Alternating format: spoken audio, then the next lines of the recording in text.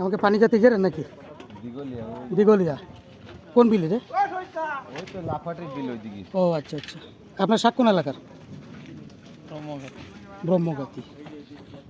এটা হচ্ছে লাল শাক, আর এটা হচ্ছে কি আমাকে সেই খুলনার ঐতিহ্য কিকাঞ্চন শাক।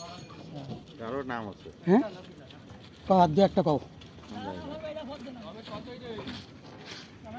এই সব হচ্ছে কি দীঘল দ্বীপের সবজি। এবার লাউটাও সহ আরো অনেক কিছু চলে আসছে। কি কি আছে তাহলে এর মধ্যে?